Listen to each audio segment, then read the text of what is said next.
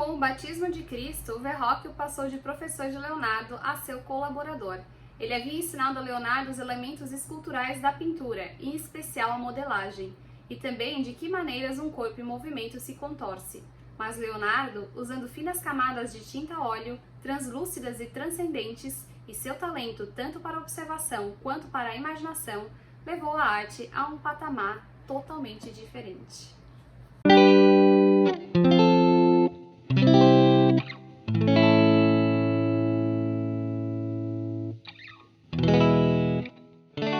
Olá! O primeiro vídeo deste canal está reservadíssimo para o senhor polímata Leonardo da Vinci. Este livro aqui eu comecei a ler e me propus a comentar sobre cada capítulo lá nos stories do Instagram, mas acabou que não funcionou muito bem esse método pra mim, cortava muito minha linha de pensamento, eu não gostei, não me adaptei e resolvi passar para cá pro YouTube, que eu acho mais fácil. E além dele me fazer abrir esse canal finalmente, ele também fez eu fazer uma lista cronológica de fatos importantes do mundo, que eu falo melhor numa próxima ocasião. Bem, quero aproveitar este vídeo aqui também para recomendar outros livros, como esse aqui do Peter Burke, O Polímata. Eu li no ano retrasado, inclusive já até tá na hora de fazer uma releitura. Claro, ele não é sobre o Leonardo, né, mas ele fala sobre vários polímatas ao longo da história. Eu achei muito interessante e bem legal, então aproveitei aqui para deixar essa recomendação. E como material de apoio para essa leitura, eu tenho este aqui, da obra gráfica do Leonardo da Vinci. Ele é bem legal, bem interessante, porque ele tem vários esboços do Leonardo, tanto dos desenhos para pintura, quanto da anatomia, estudos de inovações, de tecnologia, enfim. Bem legal para quem gosta, fica a dica. E, por fim, um livro extremamente importante, que provavelmente vai aparecer bastante neste canal, que é o Vidas dos Artistas, do Giorgio Vasari. O Vasari, ele nasceu em 1511 e o Leonardo faleceu em 1519, então eles foram contemporâneos. E o Vasari, ele é bem importante para a história da arte, porque ele que começou essa questão de estudar a história da arte.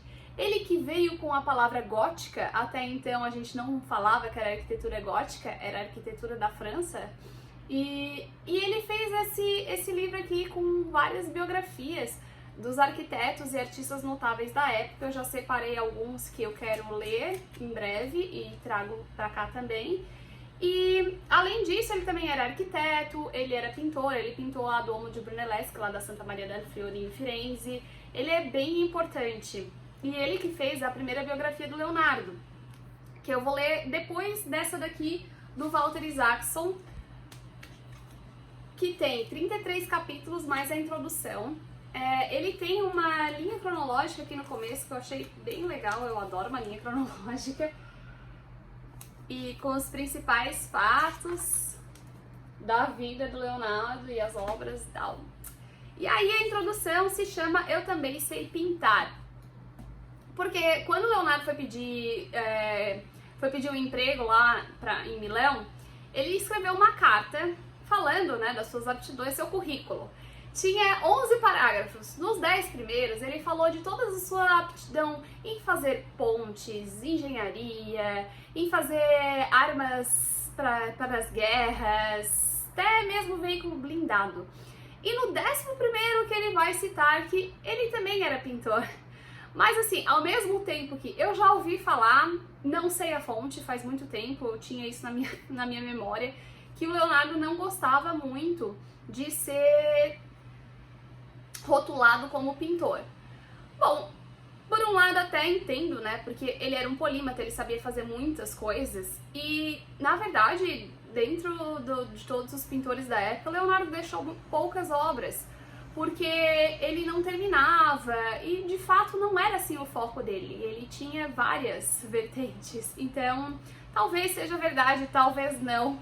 Porque neste caso aqui do currículo, a gente vê mais pra frente, né, já avancei um pouquinho na leitura, que quando ele foi para Milão, ele foi de fato para trabalhar, para fazer inovações na questão de guerra mesmo. Então justifica, né, talvez ele criou este currículo justamente para atrair aquilo que ele queria e ele não queria trabalhar como pintor. Então não sabemos até que ponto isso é verdade ou não. Então nessa introdução o autor vai dar uma geral assim, né, sobre a vida do Leonardo, a representatividade dele. E o Leonardo, ele foi o arquétipo perfeito do homem renascentista, do humanista, porque ele juntou a ciência com a arte, coisa que até então não se fazia assim, né? Então o Leonardo era excelente nisso.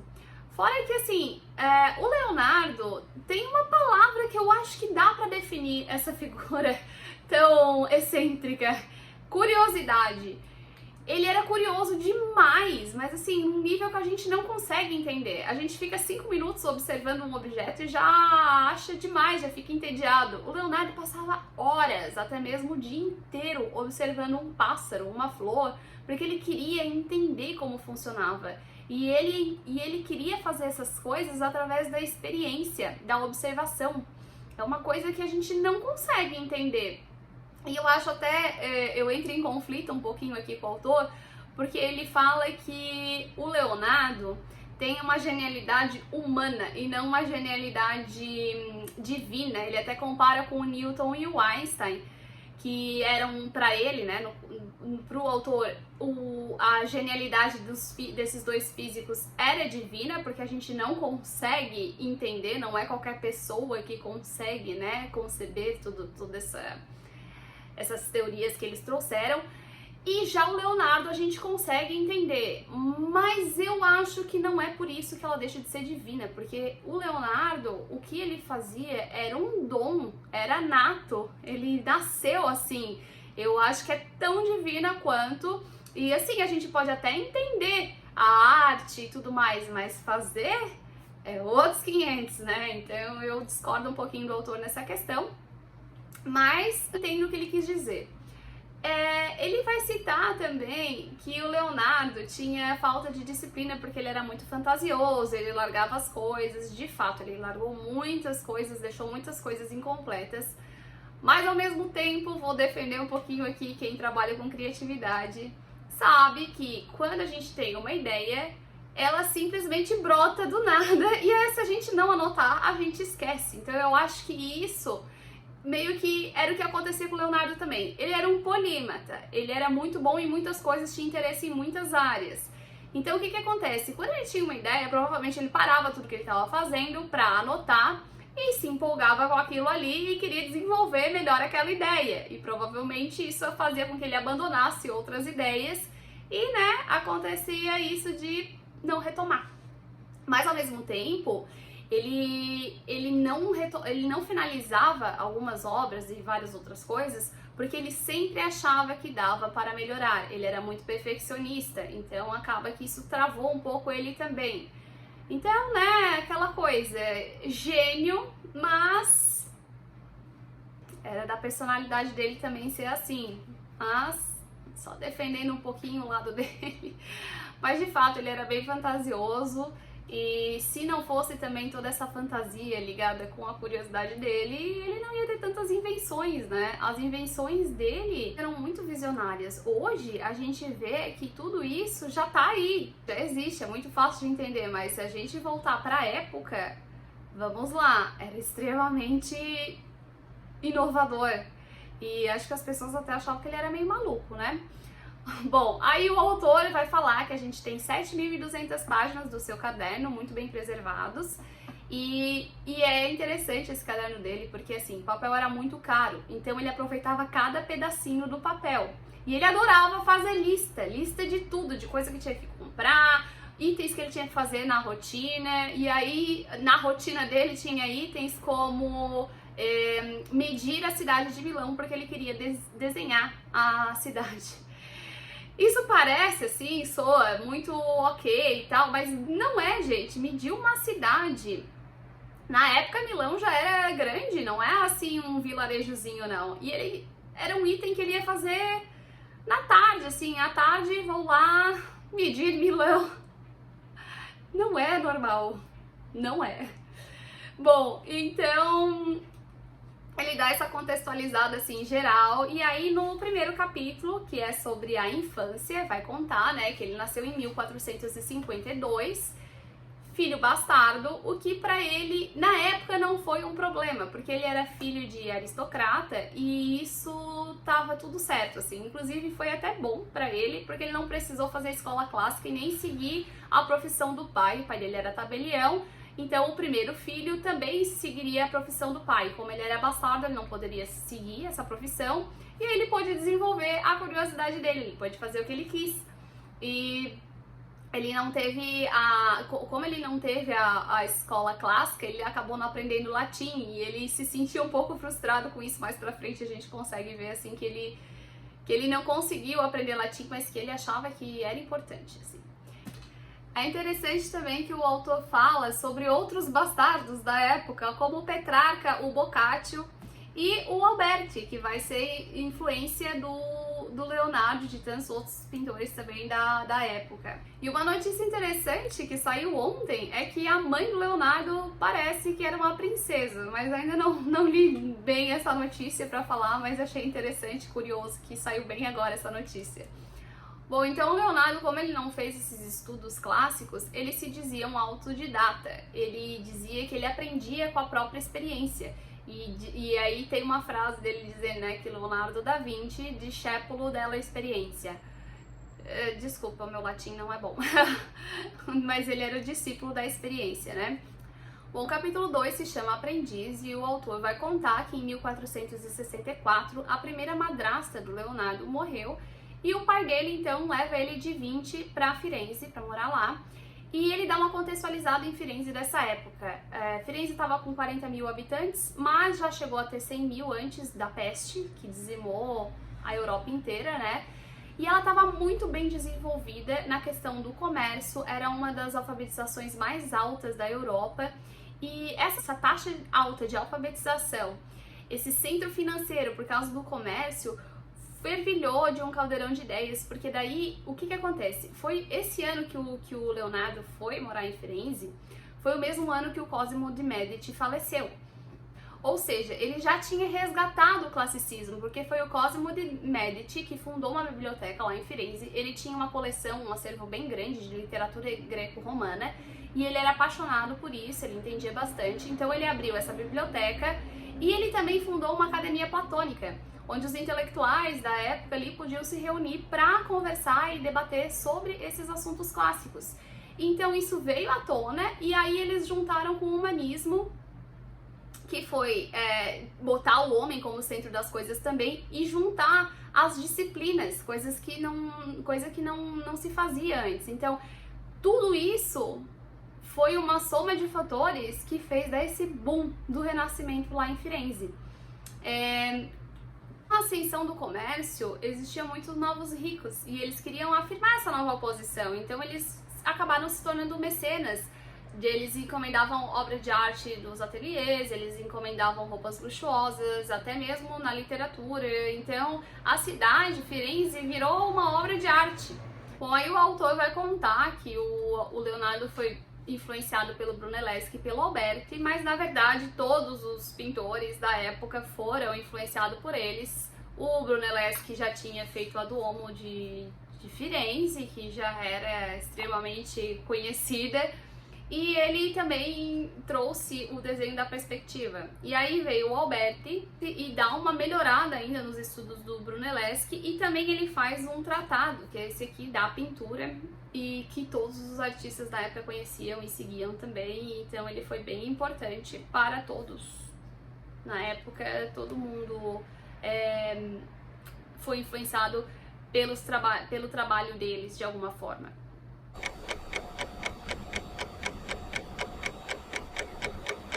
E aí, então, o Verrocchio era cliente do pai do Leonardo e o pai dele foi lá perguntar se o Verrocchio não tinha uma vaga para o Leonardo ser seu aprendiz e mostrou alguns desenhos do Leonardo para o Verrocchio. O Verrocchio ficou encantado com os desenhos, aceitou o Leonardo como aprendiz. E nessa época, os ateliês, eles eram meio que comunitários. Não existia ainda essa coisa do artista assinar obra, porque a obra tinha que servir à arte e não ao artista. Isso foi mudando já nessa época, né? Mas até então os artistas não eram assim grande coisa. Eles eram mais um. Então eles dividiam até mesmo algumas obras. Vários artistas participavam da pintura. Eles moravam todos juntos no ateliê. Então era uma coisa bem comunitária. O autor vai contar de algumas obras ali nesse período que o Leonardo começou a ser seu aprendiz. O Verrocchio fez um Davi que se especula que foi na imagem do Leonardo, porque tem desenhos, alguns desenhos deles que eles serviam de modelo também, né? Então tem um quadro que é a pintura do Leonardo que ele tá muito parecido e aí todo mundo acha que era o Leonardo o modelo do Davi. O Verrocchio, ele era muito bom com as estátuas, ele fazia uma torção do eixo e ele também era muito bom com o movimento das estátuas. Mais pra frente ele recebeu uma encomenda para fazer uma esfera de ouro que está em cima da Duomo de Brunelleschi e bom, nessa época não tinha uma solda, então o que ele tinha que fazer? Ele pegou espelhos côncavos de mais ou menos 1 metro e com o sol ele ia colocando ali de forma que o ouro se juntasse na esfera. Então, e isso também foi tudo muito importante para o aprendizado do Leonardo, que foi desenvolvido melhor mais pra frente. O Leonardo também sofreu influência do rival do Verrocchio, o Pollaiolo, que nessa época já dissecava corpos para estudar anatomia, coisa que vai encantar o Leonardo, né, logo mais. Aí o autor vai falar de um escudo que o ateliê recebeu de encomenda para as festividades da família Medici, e vai falar de 3 técnicas, que é o panejamento, que o que eles faziam? Eles criavam o movimento que eles iam pintar com o gesso para que ficasse mais realista. O chiaro escuro, que depois vira uma especialidade do Caravaggio e do Rembrandt também, né? E o esfumato, essa sim, técnica criada pelo Leonardo para suavizar as linhas de contorno para ficar mais próximo da realidade. E aí ele fazia várias camadas, uma em cima da outra, coisa que a tinta a óleo proporcionou, que ela já era usada lá em 1410 pelo Jan van Eyck. Há registros de que a tinta óleo já existia muito antes e tal, mas eles não usavam ainda nas pinturas dessa época. Quem começou com isso foi o Van Eyck, e aí isso chegou lá na Itália e o Leonardo começou a usar. O Verrocchio nunca usou a tinta óleo, ficou só lá na têmpora mesmo, mas o Leonardo partiu para tinta óleo e isso foi excelente para ele fazer a técnica do esfumato. Outra coisa que chamava muita atenção na época eram as invenções que o Leonardo fazia para o teatro. Ele fazia muitas roldanas e tem um desenho que por uma época alguns achavam que era para uma máquina voadora, mas que nada, era para o teatro mesmo, que ele adorava fazer essas invenções para o teatro. Aí então, em 1472, o Leonardo já estava com 20 anos e já tinha encerrado o seu ciclo de aprendiz ali com o Verrocchio, mas ele pediu para continuar, o Verrocchio aceitou, e aí o autor vai comentar então as obras a partir deste momento. O Verrocchio e o Leonardo dividiram algumas telas.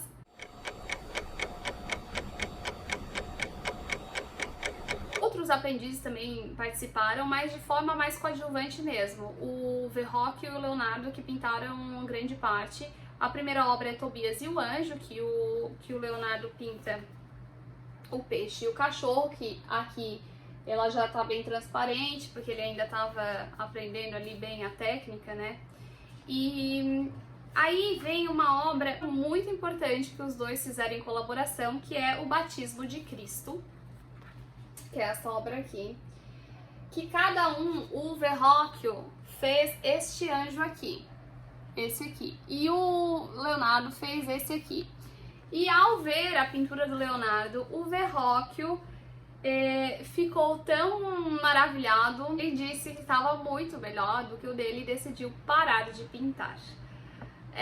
Depois ele vai comentar, o autor vai comentar sobre a obra que o Leonardo fez sozinho, a primeira obra que ele fez sozinho, que foi a Anunciação, que foi uma obra que o Leonardo acabou experimentando algumas técnicas e algumas pessoas criticam porque dá a impressão de que as coisas, dá a impressão de que a perspectiva tá meio errada, que o braço tá fora de proporção e tudo mais, mas o Leonardo estava fazendo algumas experimentações e faz parte. Daí depois vem as Madonas, ele mostra as Madonas do Leonardo, e aí para encerrar o capítulo ele vai falar sobre a primeira obra não religiosa do Leonardo, que foi a Ginevra de Benci, que já é uma pré-Mona Lisa. Ela já vem com esse fundo de paisagem com o rio, ela já vem com esse sorrisinho enigmático, então ele já vem trazendo aquela mística da Mona Lisa para este quadro. Bom, eu vou parar por aqui. O próximo capítulo é quando o Leonardo sai do ateliê do Verrocchio e começa por conta própria, e fica para o próximo vídeo. Espero que vocês tenham gostado e que me acompanhem nessa leitura.